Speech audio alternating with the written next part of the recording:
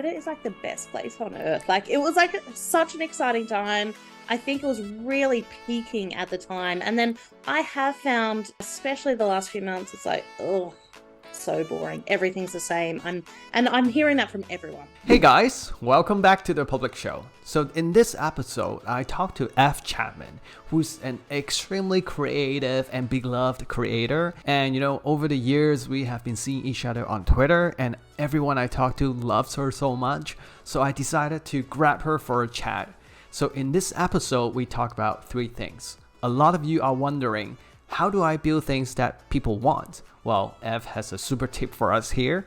Second of all, a lot of you ask, how do I build momentum for my product? Well, Ev has a casual tweet launching a new product, and one tweet, 48 people.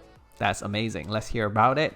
And number three, a lot of you are wondering, how do I find people to actually go in and look for signals, get insights, ask for feedback? Well, Ev tells you one simple tip to do it.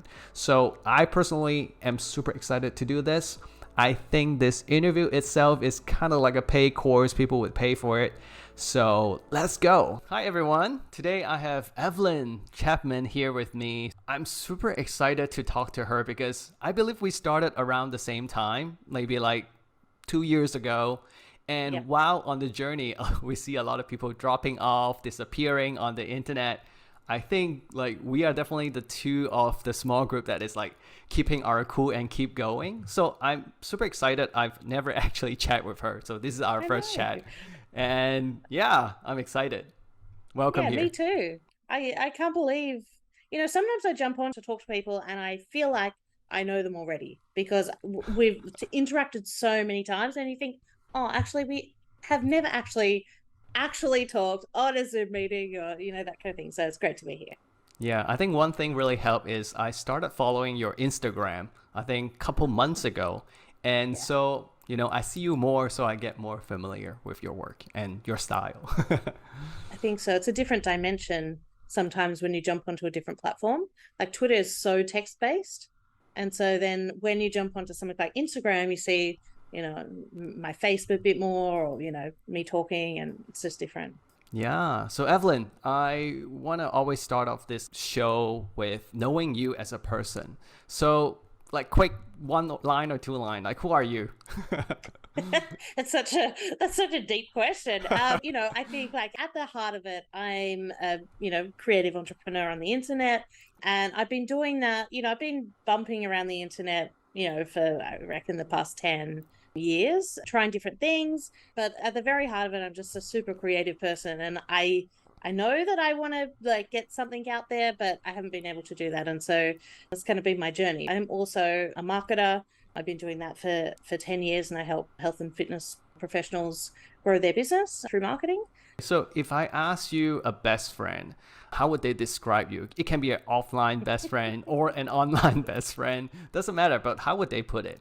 I think most of my friends, I said this the other day to Jim Burgess actually, is that most of my friends would describe me as kind of a little bit different. And Ev's always doing something. There's always something happening that you're not quite sure exactly what it is, but she's out there doing something. I think that probably describes me the best. So I'm always exploring and a bit curious about things.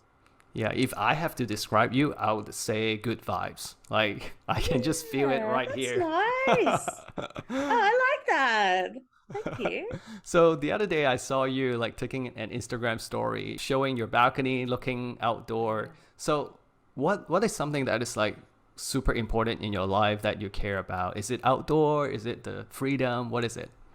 Yeah, that's a really great question. I think, I feel really lucky to live, in Sydney. I live right near the beaches. And so I think for me, a big part of my life is it doesn't have to necessarily be outside, but it's definitely this idea of space and, having a lot of space around me. And so whether that means like, bright space or, like just creating a beautiful space to be in, I think that, whatever that looks like, sometimes it looks like going and working, down at the beach for a little bit. And like, I always feel like I'm like trying to like push back things and just create a whole lot of space in my life.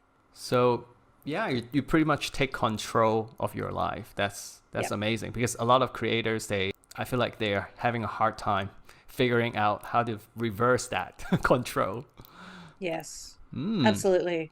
So before we go into your creator journey, Hmm. I'm curious, like, what have you been doing in your life before this? Okay, so I think you know, I feel like as I would absolutely describe myself as a multi-passionate person. I've done a whole lot of different things. And so I early on, I think like in my 20s, really had this sense that there was time and space for everything that I wanted to do, no matter like what I was doing at that time. Mm-hmm. And so when I actually, left school, I failed my HSC, which is like our final year here, because I was distracted by other things, when you are when you're a 17-year-old. And so I ended up just in a receptionist position and did that. And so I learned a lot of things in that year. Eventually, I actually went on to work in a church for 10 years. Oh, And so just, a fairly large church here in Sydney. I learned so many things there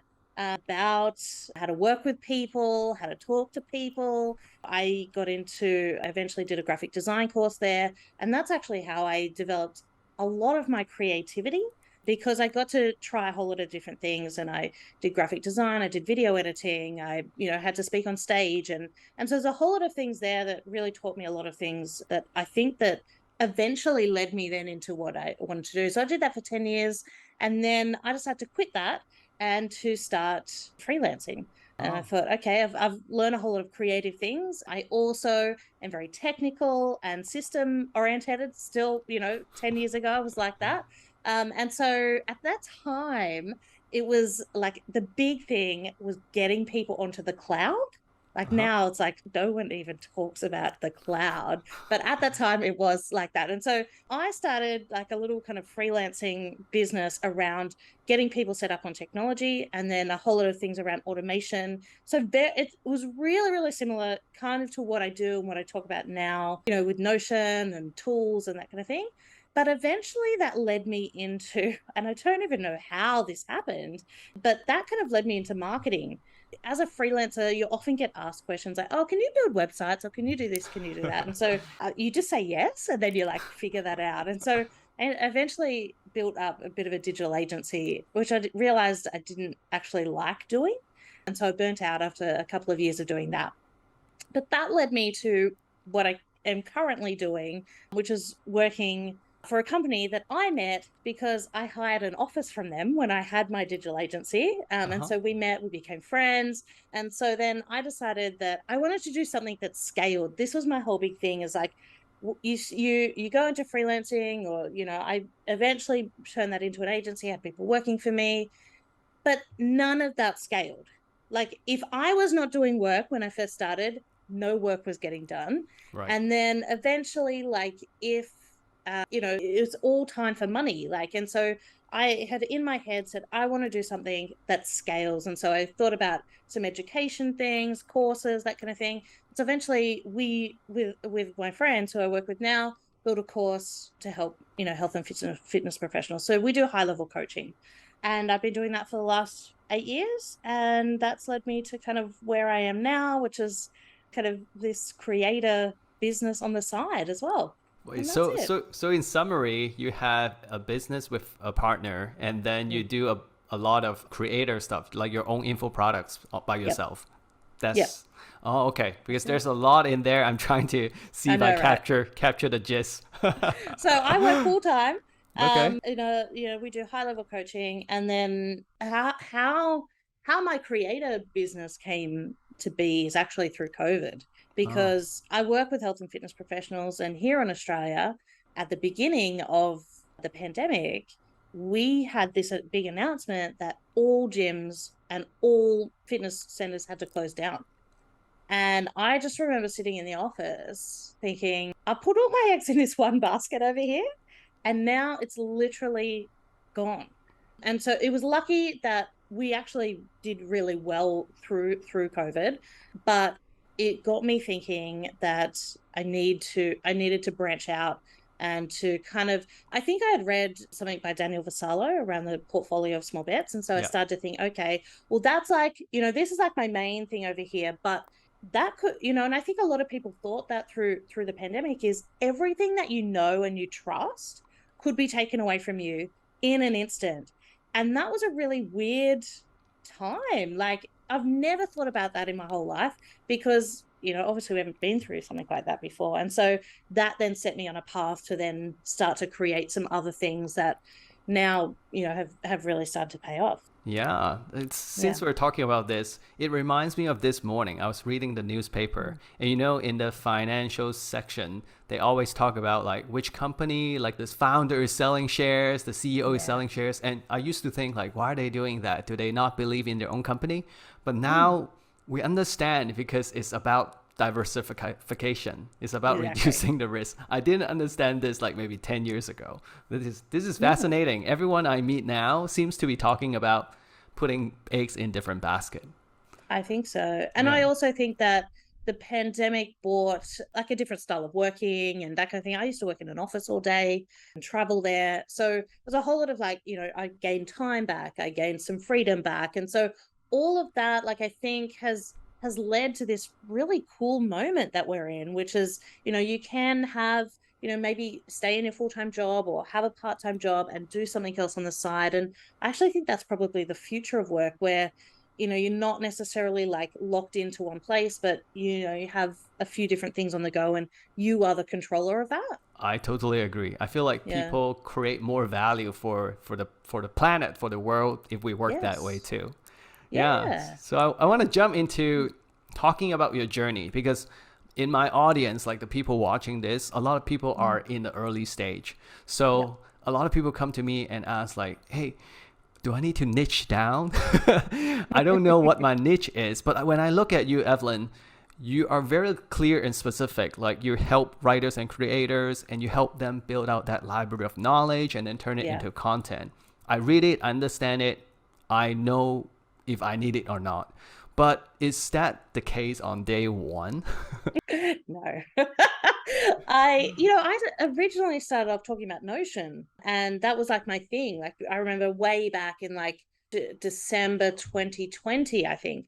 I just got back onto Twitter. I'd gone deep into the Notion community and I was like, okay, I'm going to write about Notion. That's it. I'm going to be like the next Marie Poland or something. Oh, yeah. This is me thinking that. And then I did that for a few months. I thought I'm going to write some stuff on my blog, that kind of thing.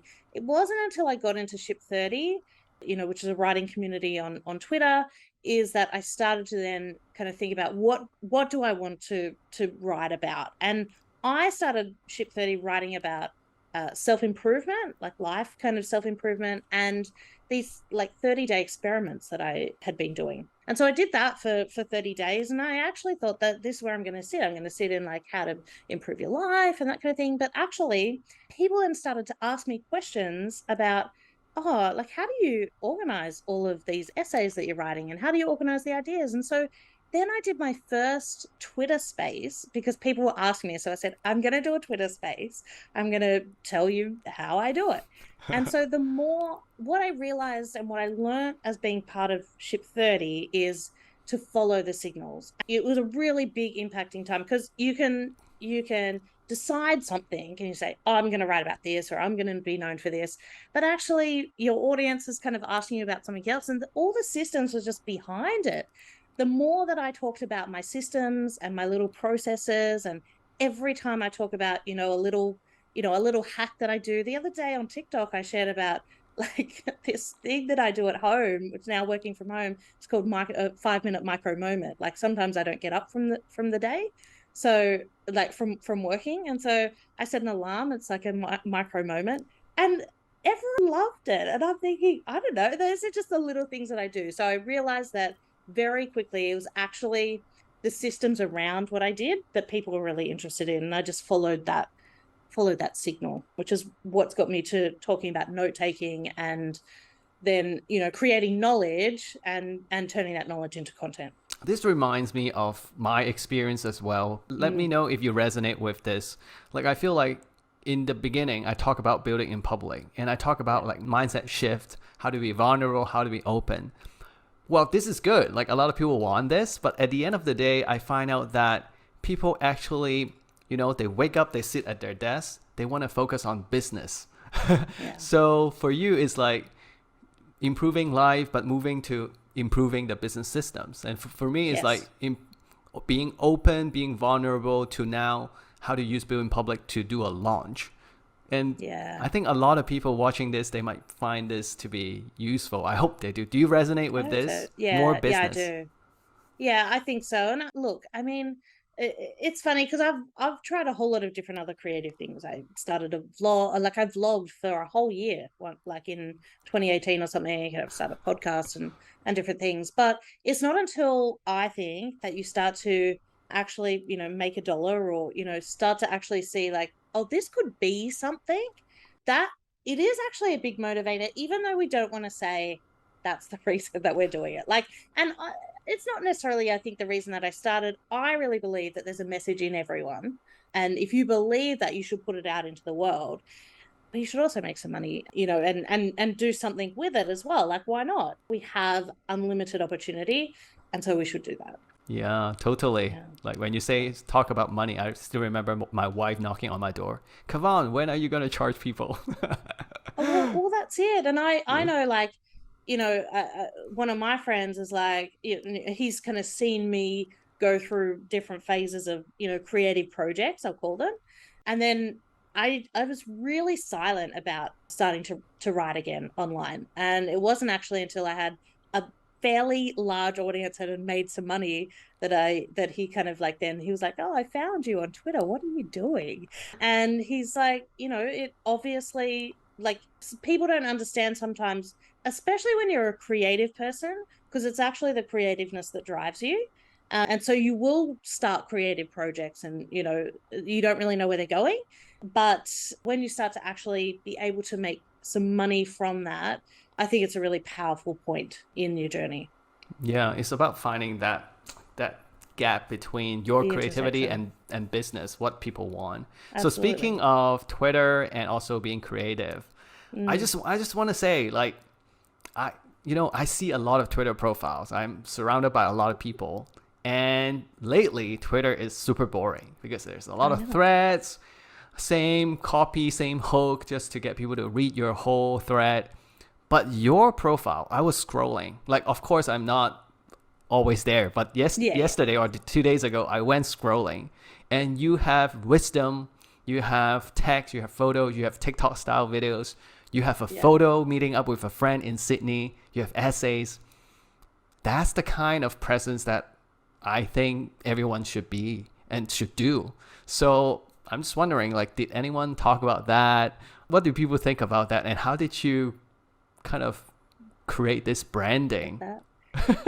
I think that I agree with you. Like, when I first got back onto Twitter and found, some of the great creator communities that we're in, I was like, oh, like, all through 20, wait, what was last year? 2021. Yeah. I was like, oh, Twitter is like the best place on earth. Like, it was like such an exciting time. I think it was really peaking at the time. And then I have found, especially the last few months, it's like, oh, so boring. Everything's the same. I'm hearing that from everyone, right? Yeah. Everyone's feeling like, all the frameworks are done, the good morning tweets, the this, the that. I mean, there's no, I'm not writing another thread. Well, I shouldn't say that, but I don't want to read another thread. I don't want to write another thread. I'm just over it. And so I think that, I think I just rebel against it. I think that's why you see my feed a little bit different, because I'm like, oh, I can't do this anymore. Like, I can't conform. And I heard actually Justin Welsh talking to Jay Klaus on Jay's podcast, and they were talking about the game, right? And I find some people are really good at playing the game, and they'll just play it forever. They know how to win, and that's the thing. My problem is, the game is so boring to me. I could win and I could do it, but I can't do it forever. And that's, I think, the creativeness that comes in. But you have to be okay with not winning the game if you want to be a little bit more creative, or playing a slower game. Like, yes, I could grow faster if I did, the framework tweets or use Tweet Hunter and did all the AI, but I can't do it. I just can't. I'm too much of a creative person and a bit of a creative rebel to do that. So I just I just decided, and it's hard. It's probably hard to listen to this because both of us are at a point where we have a higher following. We've already put in the yards to get there. Mm-hmm. So I have the prerogative to, you know, go a bit rogue and do my own thing because I've already got the audience Right. there. Same here. Whereas in the beginning, I think that, yeah, you're probably going to have to play the game and kind of balance that a bit to get that. But I think in the end, you've got to be authentic to yourself. And I think authentically, I'm just a really creative person. Like at the end of the day, I mean, I had a product launch on Monday. Today I'm sitting down to finally finish the book that I had started to write. I saw And that. then one of my friends is like, it's like Ev is like the constantly creating girl. Like, you know, like I don't stop, but it's because I have a real love to create things. Like I love creating content. And so I try and keep it different. And I think that also keeps you kind of like going. Like if it's like always the same thing, it's like, oh, I don't really feel like, you know, like creating those tweets this week because they're the same as the ones I did last week. Yeah, I mean, I hear this all the time. This is what I teach people, and I just tell them, hey, show your work. That is the most unique and Yeah, non-boring thing because it changes all the time. it Stop, does. Yeah. stop writing like the 51 tech tools that you use. And also, I feel like, well, a lot of people, when they start out, they look at the likes and the replies, then they might Yeah. like, oh, that person got 2,000, Kavan got 30. That I want to be that person. But I swear to God, if they measure the love between Evelyn, you and your audience, the love between me and my audience, I guarantee it's much higher than those people 100%. with 2,000 Yeah. likes. So whoever watching Honestly, this, it please. is. Yeah. Yeah. Like you have, and I mean, like you wrote a whole book about it. It is about the connections. That is where, and that's where you're going to find the like there's just the best. All those connections are really what fuels me every day. It's not like looking there and saying, oh wow, I've got this many likes. One time I woke up and I've got somebody tweeting at me like, all I do all day is just wait for Evelyn to wake up on the other side of the world. Like, you know, like I don't see other, you know, bigger creators having that kind of connection and that kind of thing. And I think I just tweeted about it this morning. It's like a large following doesn't necessarily equal an audience. It's the connections that happen and it's that trust and that kind of, you know, it's that engagement that you build with people. Yeah, and I feel like we can build steady and sustainable business more than these other people. Absolutely. They might just like, like pivot and then suddenly lose everything, but we have the connections around us, which connects really well to the next part of this show. You have a new product. So let's talk about business launching. The name is the Ultimate Creator Studio. So Yep. as I said, I've been teaching people in public for a year and a half now, and I suddenly realized it's not just good for branding, it's also good for launching. So Yes. first thing first, one line, what is this product? Okay, so it's basically every one of my kind of strategies, tools, everything that I've been using to build my creative business over the last, however long now, 2 years. So it's a kind of a combination of content, like, how to create content, how to come up with ideas for content. There's a heap of frameworks and templates in there just to make it easier. And then also a big part of it is kind of, it's a system that I've used for over a year now to take content that has done well and turn that into new content. And so it's like this flywheel of content that happens. And I just had one of my long time, like, talk about loyal customers, bought everything that I buy. He's like gone through it all. This is my favorite product of yours so far. I was like, oh, how nice. I feel like I need it because I'm so bad at like looking at what works. I keep going no matter what. I don't really look at what works, I do in my head, but not like systematically. So how did you discover the need for this product? Like a lot of early stage creators, they would be like, oh, I think people need this. I don't believe in that way. did you work with the community to discover some kind of signals? In terms of this one, I mean, okay, so I actually think that it is through writing and through creating that your products get born. So you can think all you want of that. People want this, people want that, but it's exactly the same as you have to follow the signals. So if you're not putting your message out there in some way, whether that is, a blog or you're a Medium or you're doing some kind of writing or some kind of creating, like, it could be YouTube as well. You have to look at what is resonating the most with people. So it's those things that resonate the most, and I then kind of follow that along. I had a big launch of free stuff last December, and it was my part-time creator. Like I did like 5 days. I was like on a whim, just said, hey, who would want these 5 tools over 5 days over Christmas? And like over 250 people replied back to my tweet. I was like, I've never had something like this happen. But part of that is one of my best free products, which is the endless tweet generator, which is so many people have downloaded. And it's basically you tweet once and take that tweet and turn it into 4 different tweets. And so it's been kind of a journey of that. And then people saying, well, how can I use this because now I've kind of branched out onto Instagram and to TikTok. Like, how do you take all of that and like organize all of that and that kind of thing? And so there was a whole lot of combination of things, but I think in general, it comes from what I put out there as a creator, what I'm creating, listening to those signals and saying, okay, well, if people are interested in those little systems, maybe I could turn that into a product, that kind of thing. So I think it's always, for me, there's like a ladder of content. So I start with tweets. The tweets that do well, I try and turn them into essays. The essays that do well, I try and turn them into Medium articles.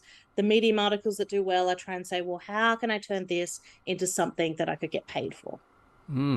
That makes sense. So part one, look at the existing stuff, the content. And actually, a lot of people write content just to get eyeballs. Writing content can be testing signals, and you do that. And then part two is tease people, put it out there. Is there a time where you try to tease like a product idea and it came back like, no, I'm not going to do it?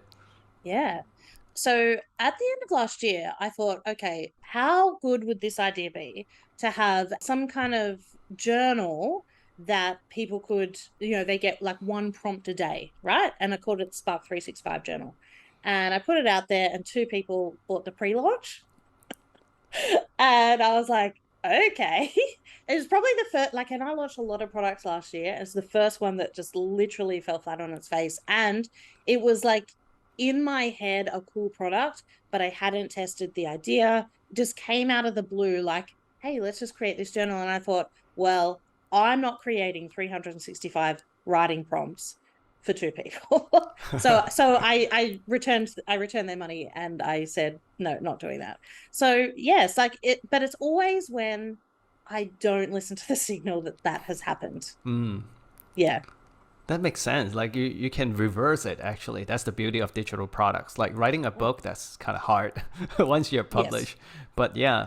And then for your studio product, Ultimate Creator Studio, I was seeing that tweet. You basically just tease it with a picture and say, I'm working on this, drop a fire emoji if you're interested. I love it because it's, a lot of people would think, oh, I need to explain the product. I need to blah, blah, blah, write like 5 tweets or 15 tweets. Yeah. But you didn't. You pretty much just tease it, I guess, because you have been talking about it for like maybe 3-4 times, maybe. And then 48 people reply saying they want it. So I'm curious, how do you plan to work with these people? Because now you have them next to you and ready to pay or even already paid. So I'm really old school. There's no automated, like Hype Fury. I do that. I don't, it's funny. People message me all the time. They're like, you can do this through Hype Fury. I'm like, yes, I know. I just think there's an energy exchange when I do it myself. Yeah. And that's the big, I mean, there was that time when I had like 250 people reply and I was like, there's no way I can reply to all these people. So I had to get something going there. But, when it's 48 people and I figure my product is scalable. And so if I have to spend, an hour DMing 48 people, I will do that because I know that's just a one-time thing, and there is going to be, obviously people are going to buy it. So so I just click on their name, I get into their DMs, I say, hey, the pre-launch is up, da da da. And so it's a very, very manual process, but it works pretty well. I find, like, having that tweet that kind of announces it and gets people, get some comments going, and then going into the DMs with the Gumroad link and going that way. Yeah. I totally agree with you about that warmth when you do it yourself, because, I use that automation function to share articles. I think for a major product, I wouldn't want to do it. But, I send a message and people don't even reply because they know it's automated. I know. So you talk about, like, these 48 people, they would buy it for sure. I love to work with the early batch of whatever you call it, customer or fans or adopters, to shape my product, because I never think my early version of my product is good enough. Yeah. How do you work with your people to improve your product? Maybe not for this one, but for other products as well. So when I put my very first product out, which was called Consumer to Creator, I actually released it to them a week early, and that was part of the pre-launch. So if you bought the pre-launch, you would get it a week early. And basically I did that so that people could test it. Like, it's nothing, like, I wasn't thinking like, yeah, they should get a week early. I'm thinking, no, I've got to create it a week early. Like, I've got to have it ready a week early. But that worked so well, especially because it was my first really big Notion product, and there was a lot of moving parts. And so I had probably like about 5 different people really, really go like above and beyond. Like, I should have given them their money back, really, because they were so helpful. And they really just helped to say, like, oh, I think this isn't working properly, I don't really understand this part, that kind of thing. And it was just wonderful. These days I don't tend to do it as much because I'm a little bit more confident in my products, but I still think that there's such value in those first, like those people who are willing to invest before I've even finished it.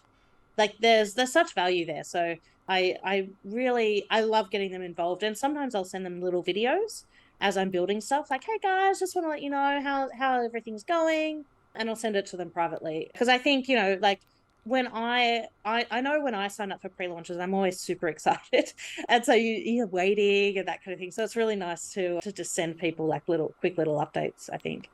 Yeah, that's a good point. You mentioned that as you're kind of building up this muscle to be a creator or an entrepreneur, this can actually slow down. Like, at first you might think it's very hectic, back and forth, but it can slow down. I just want people watching this to know, because it's never gonna be the same. You need to do it in the early days, but that's more in the early days. Absolutely. And I just remember being so grateful in the early days just for those few people, and those people are still the people who are the first to buy my products now. They're literally like, they're super fan people, raving fans. Good. So that's what I call them. They're just beautiful. I couldn't believe it, working with these people too. By the way, Evelyn, I just want to say, a couple months ago, someone told me, I think it's a lady. She was like, I absolutely love Evelyn. Like, she's so fun. Like, whatever she's doing, any calls, I would just hop on. I forgot who, but I just want to say, I can totally feel it right now. It's so easy to talk to you. I learned so much already. Yeah.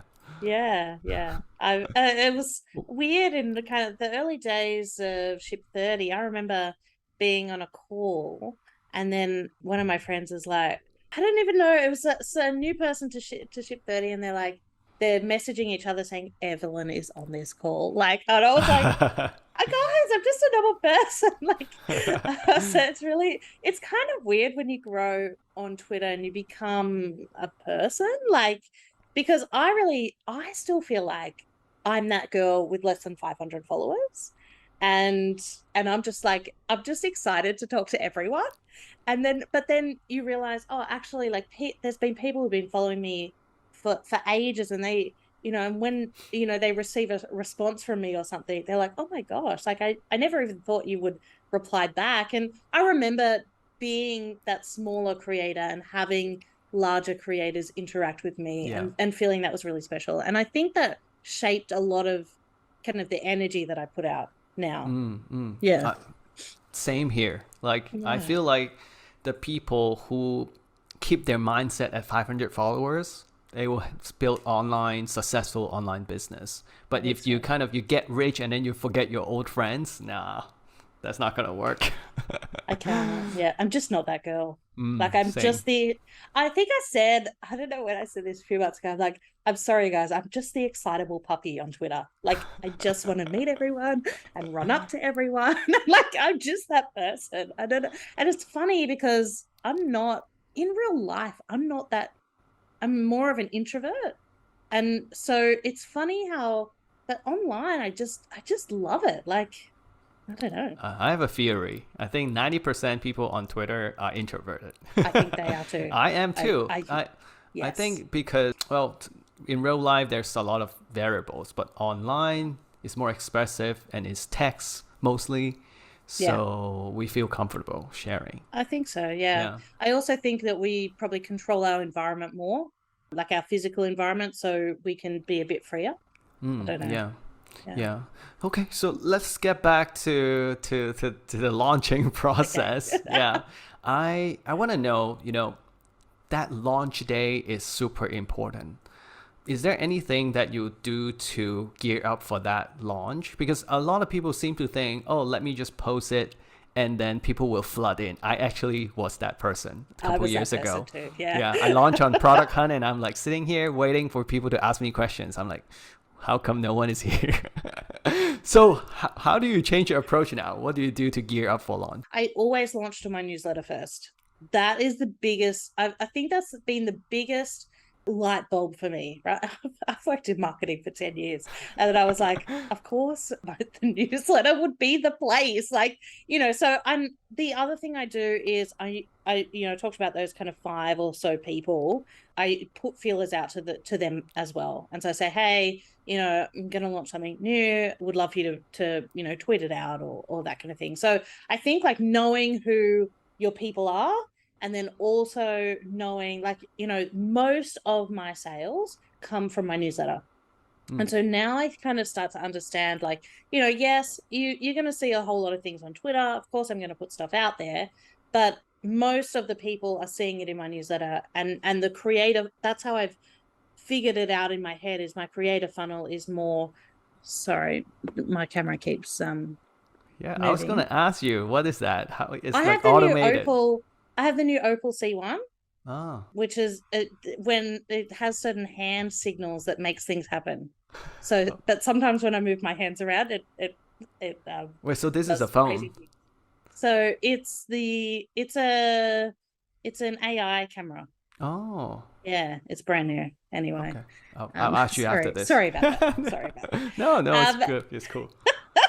So yeah, I think the way that I see the creative funnel going is that you've got your content, it gets attention, it gets followers, people go to your profile, then from your profile they should then be starting to follow you in your newsletter, which is where you should build the majority of your audience. And so then once I get people on my newsletter, I know that I can put something out, it's launch day, da da da, and not all the time that I do this, but I try and, have like you can have click to tweet, that it's a website. And so sometimes I'll just like create a little tweet that they can just click on and tweet out, because I know most of my audience is on Twitter. So there's a whole lot of little things that I don't do it every single time, but I've kind of got a few tricks in my book that I can use. Actually, I have also used the Hype Fury and Gumroad sale thing. I don't usually use that at launch, but I've used that to do a few sales, and that's been great. Yeah, I need to check it Yeah, out. I've never tried that. good. I think I did like a quick sale one weekend. You know how sometimes you think I need some sales? Like I was like, Yeah, okay, yeah. I've got to try this out. And I think I sold out, like I had a special on something, and I think I sold 50 of them in a weekend Wow. on So it's Twitter. like posting and then Hypefury will It hide it in after like 8 hours or Yes. something. Oh Yeah. wow, And it wow. posts. And so it says like there's 25 of these to go. and then there's 20 to go, and then there's 15. It's actually, Oh, I mean, I've done it twice now, and it's worked both times. But better kind of more on a sale rather than a yeah, launch, I think. Yeah. yeah. Okay. Thanks for the tip. I've never tried that. Give it a Okay. try. Well, I just have one more question about the Yeah. building public stuff because, you know, a lot of people seem to think, oh, you need to share your numbers, your revenue Mm. and stuff. I don't believe it. I think building public is more than that. How do you see it? I didn't share my numbers at first.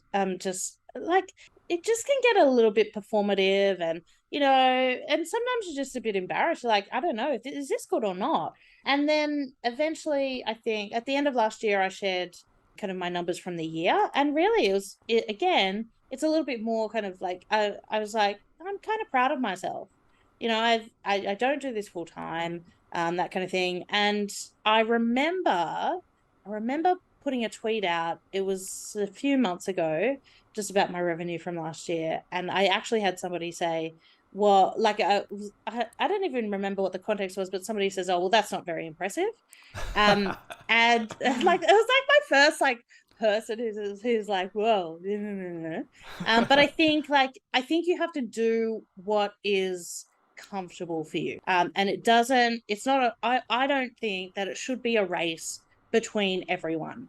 Like, do you earn more or do I earn more? I'm not in that kind of contest. I'm in the contest where we're all in this together. And I'm competing against myself. I'm competing against myself from last year's revenue to this year's revenue. And so this year I haven't really shared much revenue stuff. So yeah, but last year I did. And I think it was just because I was really proud that I started as a creator, and I made, I made $12,000 last year Yeah. just doing this part time. And I thought, how the heck did that happen? Like, I was like so surprised. And so I think part of that was just me, feeling like I'm really proud of this and Mm-hmm. I want to share it. But I don't think that it's necessary. Mm-hmm. How did you do it? You're being you. You're showing up as That's a it. friendly person, a helpful person. That's how I see it. That's exactly right. Yeah, Mm-hmm. yeah. There's no other secret than that. I don't. I mean, yes, I have a little. I don't have a little marketing background. I have a marketing background, but I have. I sometimes people say, "Oh, well, that says it." Then you do marketing, but being a creator is so different to being in marketing. It is just crazy. Yeah, I Like, think yeah, I every don't know. business is different. Like, It is, yeah, yeah, yeah, yeah. I'm still learning a lot about this. I only have one more question for you, Evelyn, before we wrap up. So I see this ship 30 emoji next to your name for the longest time. Well, I kind of understand it because, you know, online, being part of a community, being next to people is super important. But I'm just curious, like, how do you kind of use being part of a community, and yeah. why did that emoji stick next to your name for so long? So I joined Ship 30 in March 2021. And so I've been through, I think, 11 cohorts.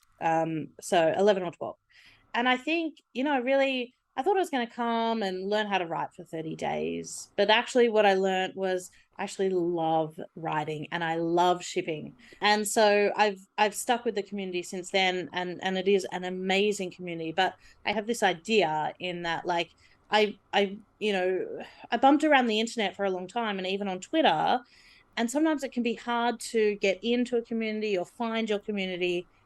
But if you can buy your community, like as in not buy them, but like pay to be Mm-hmm. part of a community Uh-huh. Yeah. where your people are, it kind of fast tracks you into Totally. finding the community. And I think Ship 30 came at the exact right time. It was at the height of a lot of good things that were happening on Twitter, like we were saying. And, it really was like a pre-built community that I could come into. And that's why I've stayed as well. It's like every month or so, a new bunch of creators come in, and I I make products for creators. So like Yeah. it does work. And like it's not that, I'm in there to sell things. Like I think you would find very little selling on my part. And I Yeah. don't believe that's what communities are for. I believe in helping people, in being useful, Yeah. in making friends with people. And that's how I know how to sell.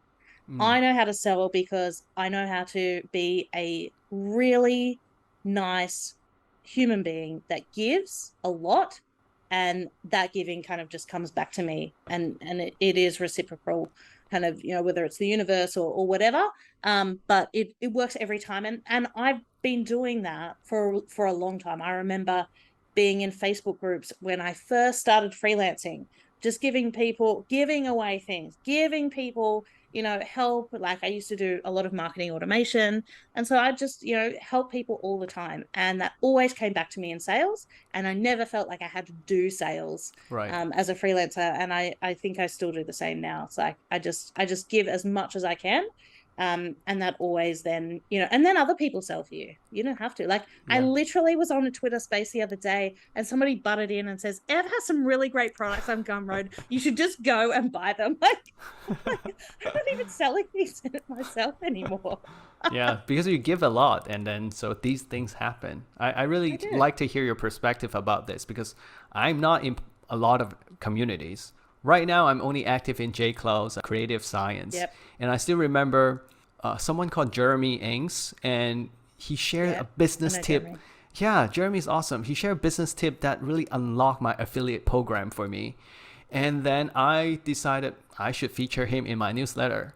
So things like this happen all the It time. does And all a the time. community gives you a fast track, as you said, to a common goal, common struggle with a bunch of similar people. So Yeah. I love your perspective. Yeah, yeah. And I mean, and obviously you actually get a whole lot from being part of a community as well. You get everyone else giving and that kind of thing. And I went crazy with communities last year, and I think I probably did what I got into way too many, and so I've had to like just like bring it back, because like otherwise, especially as an introvert, it's sometimes hard to really balance that So energy hard, so hard, exchange. Yeah. especially Discord communities. Oh my gosh. I cannot. I can't. Circle communities, even worse. I don't like circle. Yeah? Oh, No, okay. I'm okay with Circle. But the truth is, not a lot of good communities out there. So pick no, carefully. Yeah. that's it. Yeah. Well, I want to wrap up here, Evelyn. Thank you so much because I feel like this video, this interview, can be a course itself. So thank you so much for sharing. No Just worries. want Thanks for to, having me. yeah, just want to wrap up with like hearing more about what you're working on. I know there's the studio product coming soon. What else? Okay, I've had this book outline on my notes for ages, and I really want to get it out. And kind of, I probably should have got it out in the last 8 weeks, but I distracted myself with the creator studio, because sometimes I do that. So now I really want to work. It's called Atomic Notes, and I really want to lay out. It's not just a system for me, it is a practice, it's a mindset. There's a whole lot of stuff around really understanding like information overwhelm and how to overcome that, and how to be okay with like the masses amount of information that you're never going to be able to read or save. And so there's a whole lot of like real, like, every time I talk about it, every time I write about it, it really resonates with people. And so I have decided I have to get this book written, Yeah, and out there. And so that's next on my list. that's And awesome. apart from that, I don't know what is next. I haven't launched as much stuff this year as I did last year, because I'm trying to. I'm really trying to work on, okay, like I think in the beginning you have to do a lot of activity. So the first year of my creator life was like activity central. I'm just always doing stuff. Whereas this year I'm trying to work out, how do you then take that and sustain it and scale it and kind of build and leverage everything that you've done to then, and then I don't really know what year 3 holds. It's like, okay, we'll find that when we get there. Love it. It's all about optimizing each That's step it. because we used to just do things and then forget it and then do a new thing, right? That's it. Yeah. And where can people find you? Well, mostly I'm most active on Twitter. So you can find me Evelyn C, EVIELYNC. Or you can go to my website, evchapman.com, and that's got all my links. I'm definitely on TikTok a lot more these days, and also Instagram. Yeah, I'll put all the links below in the YouTube description. Well, Beautiful. again, thank you so much, Evelyn, for being here with me. You. Our first encounter. I know Awesome. this is really fun. Thank you Yeah, so much for having me. I really honestly love these conversations. I get so much out of them. So thank you. thank you.